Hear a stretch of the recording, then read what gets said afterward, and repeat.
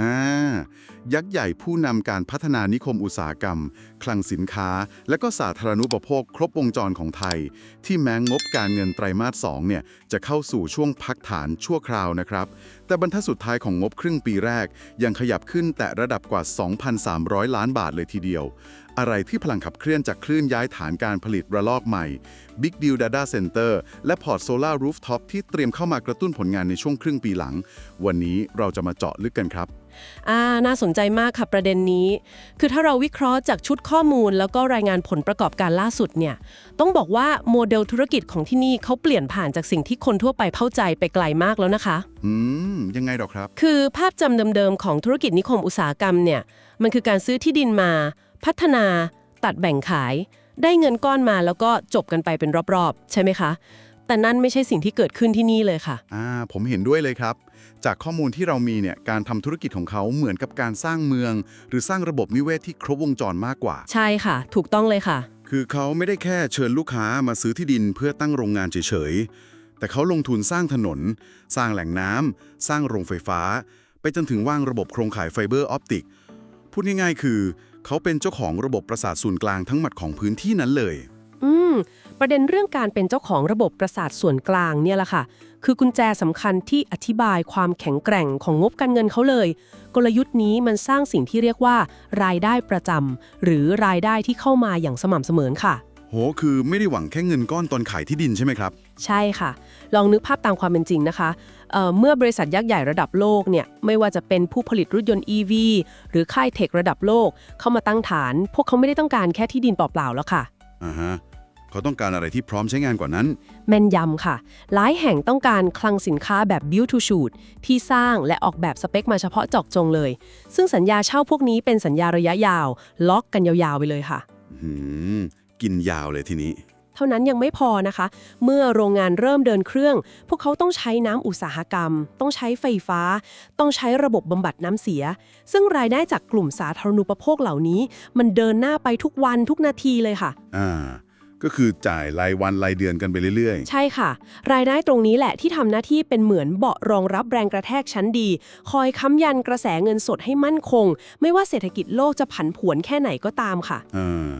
ขอแทรกตรงนี้นิดนึงครับ พอคุณมีรายได้ประจำที่สม่ำเสมอเนี่ย มันก็เหมือนการมีเส้นเลือดใหญ่ที่สูบฉีดกระแสเงินสดเข้าบริษัทตลอดเวลา ทีนี้ถ้าเราลองเอาภาพโครงสร้างธุรกิจที่ว่านี้มาทาบกับตัวเลขทางการเงินเพียวๆเลยช่วงครึ่งปีแรก มันสะท้อนภาพที่ชัดเจนยังไงบ้างครับ คือถ้าเรามากางตัวเลขเชิงประจักษ์กันแบบชัดๆเลยนะคะกำไรจากการดำเนินงานปกติประจำไตรมาส 2 ประเมินตัวเลขกลมๆออกมาทะลุ 800 ล้านบาทเลยนะคะ อยู่ในกรอบประมาณ 827 ถึง 876 ล้านบาทค่ะ เดี๋ยวนะครับ 800 กว่าล้านนี่คือช่วงที่หลายคนบอกว่าพักฐานเหรอครับ ค่ะ นี่ไม่ใช่ตัวเลขของคนที่กำลังหมดแรงเลยค่ะ โห บวกขึ้นมาเป็นเลข2หลักเลย แล้วยิ่งถ้าเรารวมผลงานสะสมตลอดครึ่งปีแรกนะคะกำไรสุทธิรวมกวาดไปอยู่ในกรอบประมาณ 2,335 ถึง 2,380 ล้านบาท ตัวเลขนี้สะท้อนว่าพวกเขาทำผลงานไปได้แล้วประมาณร้อยละ 43 ถึง 45 ของเป้าหมายทั้งปีเลยค่ะ เดินทางมาเกือบครึ่งทางของเป้าหมายใหญ่แล้วนะครับ ทั้งที่ครึ่งปีแรกเนี่ยมักจะเป็นช่วงที่มีปัจจัยเรื่องฤดูกาลหรือว่าการปิดซ่อมบำรุงโรงไฟฟ้าบางแห่งตามวงจรปกติด้วยซ้ำ ใช่ค่ะ ถือว่าแข็งแกร่งมาก แต่มีจุดหนึ่งในงบการเงินที่ผมว่ามันน่าสนใจมากๆ คือ ความสามารถในการรักษาอัตรากำไร หรือ EBITDA margin ให้อยู่ในระดับสูงกว่าร้อยละ 45 ได้อย่างมั่นคง ตัวเลขนี้สะท้อนอะไรได้หลายอย่างเลยค่ะ คือลองนึกภาพร้านอาหารที่ยอดขาย100 บาทนะครับ แต่หักต้นทุนแล้วยังเหลือกำไรขั้นต้นให้ไปต่อยอดได้ถึง 45 บาทเนี่ย ในธุรกิจที่ต้องลงทุนโครงสร้างพื้นฐานหนักๆ เขาบริหารต้นทุนระดับสเกลใหญ่ขนาดนี้ได้ยังไงครับ เป็นข้อสังเกตที่เฉียบคมมากค่ะ ที่ EBITDA margin ยืนระยะได้สูงขนาดนี้ มันเกิดจากการประหยัดต่อขนาดที่ทำงานร่วมกับรายได้ประจำที่เราคุยกันไปตอนแรกค่ะ พอระบบมันนี่ต้นทุนมันต้นทุนเลยไหมครับ ใช่ค่ะ โครงสร้างพื้นฐานอย่างท่อส่งน้ำหรือสายส่งไฟฟ้าเนี่ยต้นทุนที่หนักที่สุดคือตอนสร้าง แต่เมื่อสร้างเสร็จแล้วมีลูกค้าเข้ามาเชื่อมต่อระบบ ต้นทุนส่วนเพิ่มมันต่ำมาก ยิ่งมีลูกค้ามากกำไรขั้นต้นก็ยิ่งกว้างขึ้นเรื่อยๆค่ะ เข้าใจแล้วครับ มันคือการกินรวบระยะยาว และนอกจากการคุมต้นทุนแล้วนะคะ การบริหารโครงสร้างทางการเงินก็มีส่วนสำคัญอย่างมาก ในการปกป้องมาร์จิ้นตรงนี้ค่ะ สมกว่า 17,000 ล้านบาท ซึ่งปกติเวลาบริษัทในตลาดออกหุ้นกู้หลักหมื่นล้าน คนมักจะตั้งคำถามนะครับว่า สภาพคล่องมีปัญหาหรือเปล่า เป็นความกังวลที่เข้าใจได้ค่ะ แต่กรณีนี้เราต้องมองลึกลงไปที่จังหวะเวลาและวัตถุประสงค์ การออกหุ้นกู้ก้อนนี้ไม่ได้ทำเพื่อแก้ปัญหาเงินขาดมือเลยนะคะ แล้วเขาออกมาล็อตใหญ่ขนาดนี้ทำไมครับ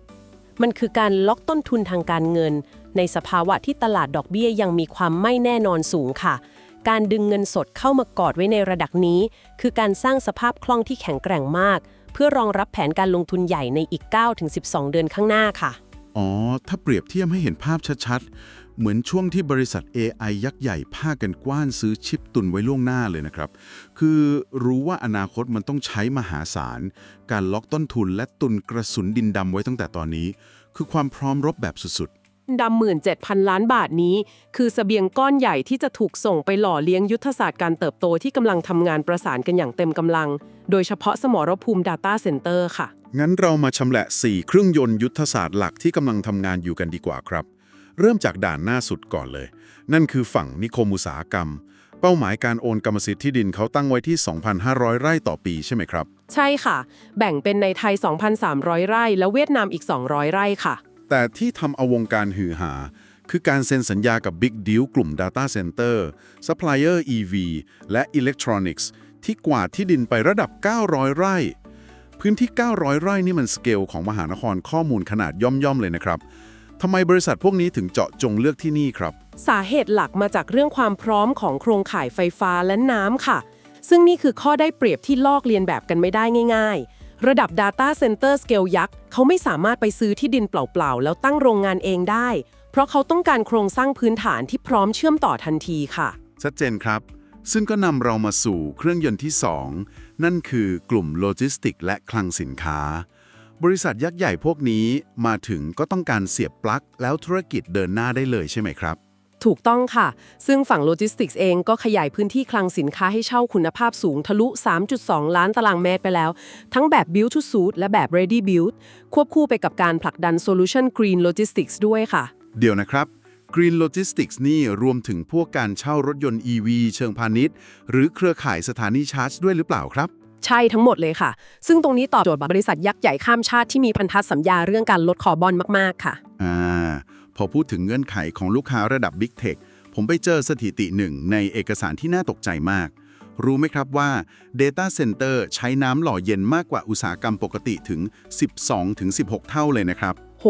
ตัวเลข 12-16 เท่านี่เยอะมากนะคะ ใช่ครับ คือระบบเซิร์ฟเวอร์มหาศาลพวกนี้มันปล่อยความร้อนออกมาสูงมาก และนี่คือจุดเชื่อมโยงที่ทรงพลังมาก ไปสู่เครื่องยนต์ที่ 3 คือฝั่งสาธารณูปโภคและพลังงานสะอาด นี่แหละค่ะเหตุผลที่กลุ่มธุรกิจสาธารณูปโภค หรือ WHIUP ถึงเติบโตเด่นมาก ปริมาณการขายน้ำอุตสาหกรรมพุ่งสูงขึ้น และฝั่งพลังงานก็กลับมาเดินเครื่องโรงไฟฟ้าขนาดใหญ่เต็มกำลังแล้วค่ะ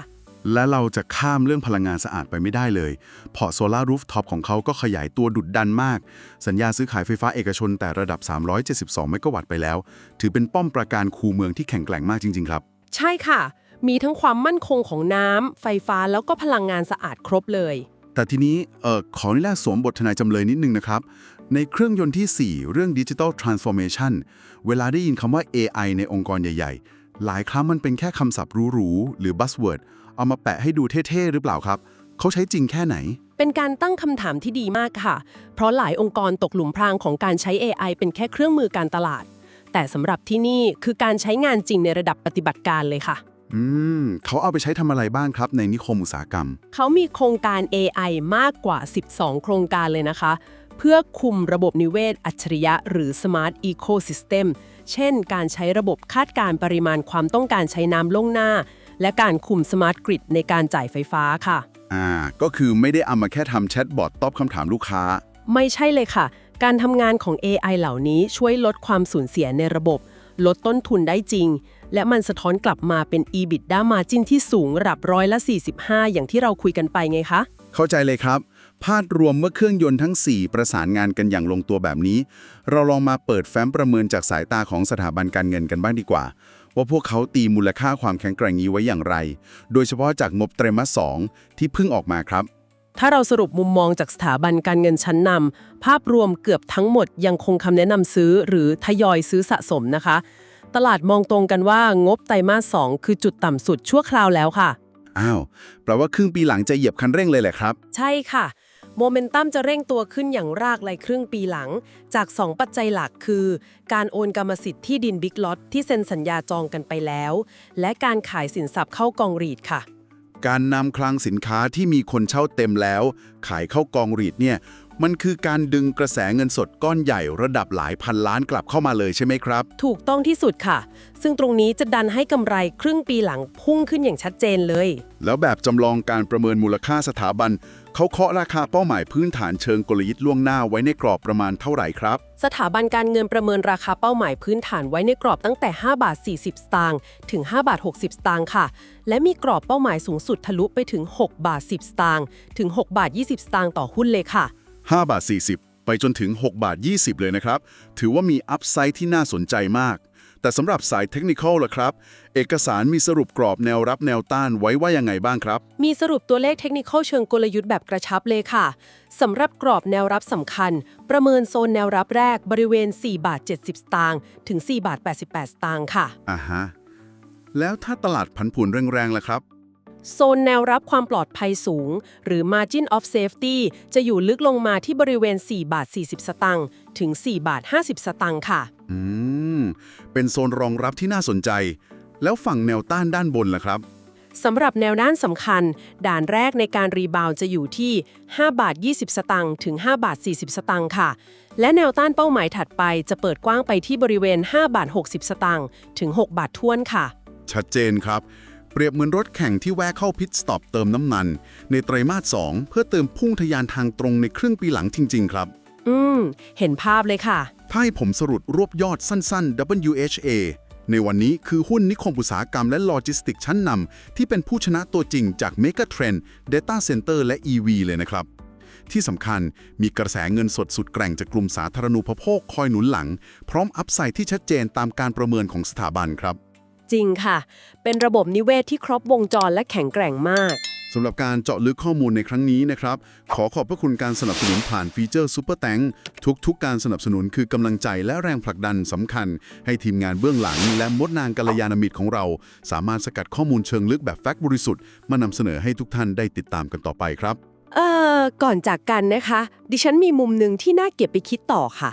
ท่ามกลางการแข่งขันดึงดูดเม็ดเงินลงทุนต่างชาติในภูมิภาคเอเชียตะวันออกเฉียงใต้เนี่ย หากในอนาคตอันใกล้คาร์บอนฟุตพรินท์และพลังงานสะอาด กลายเป็นข้อบังคับไฟบังคับของบริษัทเทคระดับโลก ซึ่งมันกำลังจะเป็นแบบนั้นจริงๆนะครับ ใช่ค่ะ โครงสร้างพื้นฐานแบบ Green Logistics และพลังงานหมุนเวียนที่เขาวางรากฐานไว้ทั้งหมดนี้ อาจไม่ได้เป็นแค่ทางเลือกที่ดีอีกต่อไปนะคะ แต่อาจกลายเป็นข้อบังคับที่ทำให้ยักษ์ใหญ่ไม่มีทางเลือกอื่น นอกจากต้องมาตั้งฐานที่นี่เท่านั้น น่าจับตาดูจริงๆค่ะว่าหมากกระดานนี้จะเปลี่ยนภูมิทัศน์การลงทุนของภูมิภาคไปอย่างไรบ้าง YO Insight AI Brief พร้อมแล้วแผนเกษียณที่ยั่งยืนจัดให้เลยไม่ต้องรอ หุ้นไทยปันผลสูงราคาถูกช้อน DCA เข้าไปเกษียณยั่งยืนไปด้วยกัน ทันหุ้นไปพร้อมกัน กดติดตามกดซับไว้เลยเพื่อน แล้วเราจะมั่งคั่งไปด้วยกัน Insight A Brief ช่องนี้มีคำตอบเกษียณยั่งยืนทันหุ้นไปพร้อมกัน